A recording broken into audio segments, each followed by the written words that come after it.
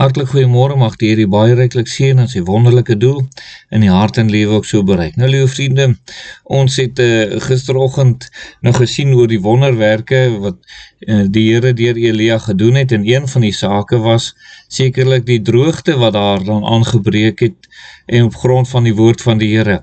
Nou, in hierdie foto, liewe vriende, was dit 'n tyd gewees, jy kan sommer sien aan die gras en aan die grond, dat dit baie droog was. En die rede waarom die foto so bietjie dowwerig lyk, is dat oor daar reendruppels is wat val.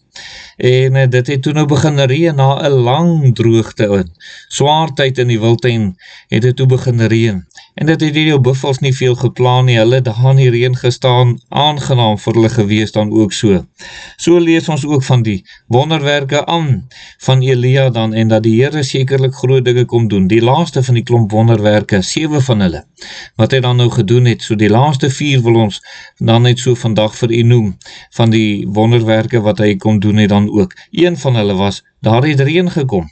Maar kom ons gaan dan net eers hierso so kyk dan ook. Nou, een van die wonderwerke, liewe vriende, groot gebeurtenis was sekerlik op Karmel. In 1 Konings 18 vers 38 lees ons, daarop het die vuur van die Here neergedaal in die brandoffer en die hout en die klippe en die stof verteer, ja, die water wat in die sloot was opgelek.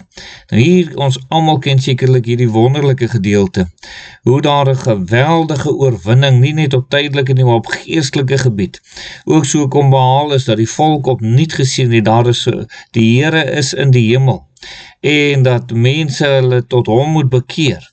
En liewe vriende, die wonderlikheid, dat die Here sekerlik op daardie dag die Baal-profete vernietig het, of 'n groot slagting onder hulle geslaan het, en hulle wat almal daar gedood is, toe God met vuur uit die hemel geantwoord het.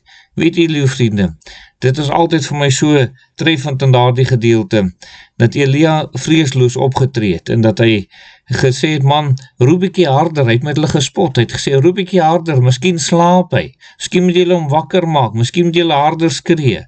En liewe vriende, nou ja, en ons weet, dis maar 'n dooie afgod, tot wie mense wat hulle self opgerig het, bid en roep, en weet jy, en dis het so hartseer vandag, dat mense presies dieselfde dinge doen, dalk is dit net 'n ander afgod, en dit hoef nie noodwendig 'n beeltjie te wees nie, maar dit kan sommer geld of sport of hulle self wees, en dit kan niks help nie.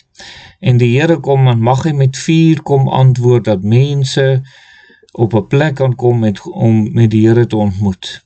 Kan ons die Here nie opnuut vertrou vir die wonderwerk om sy goddelike vuur uit die hemel neer te stuur op Suid-Afrika, dat mense tot bekering mag kom. Ek praat van herlewingsvuur, dat die Here dit opnuut sal kom stuur. En mag ons daardie lied sing, send a new touch of fire in my soul, Lord. Dan, liewe vriende, is dit sekerlik ook die reën wat gekom het. In 1 Konings 18 vers 41 staan daar hierdie woorde, toe sê Elia vir Agab, trek op, eet, drink, want hoor die gedruis van die reën. En nou ja, ons weet hoe daar gebid is, en daar 'n wolkie gekom het, so groot soos 'n man se vuis, en die reën het gekom.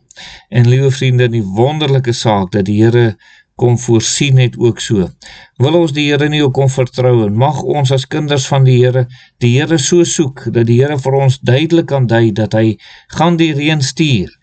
En liewe vriende, dat ons vir die res van die wêreld kan sê, kom op, kom na die huis van die Here, maak gereed, want die reën kom, die geestelike reën kom, God gaan ons kom ontmoet. En dan, liewe vriende, ook, die 6de wonderwerk was sekerlik toe hy die waters van die Jordaan verdeel het, en hy daardeur gegaan het dan ook, en mag die Here ook so gee, dat die dood nie eers ons sal keer, of om die werk van die Here te doen nie, dat ons tot eer van die Here mag aangaan, dat ons deur die Jordaan sal gaan, so dat die Here verheerlik kan word ook.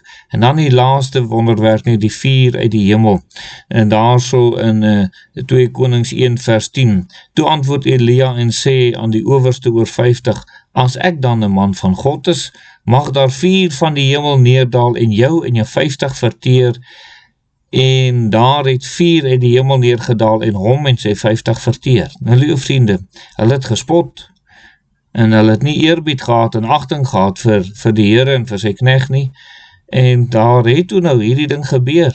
Meen, as hy nou regtig dan 'n man van God is, laat daar 4 kom en daar het. En dit het 3 keer so gebeur, en die laaste keer het 1 ou daarom oorgebly.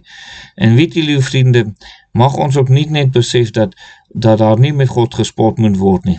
En mag ook nie die wêreld weet, dat hulle kan nie met God spot nie. Kinders van die Here, mag die Here kragtig werk, sodat hierdie boodskap by mense ook mag uitkom, dat hulle sal besef, daar is 'n God in die hemel.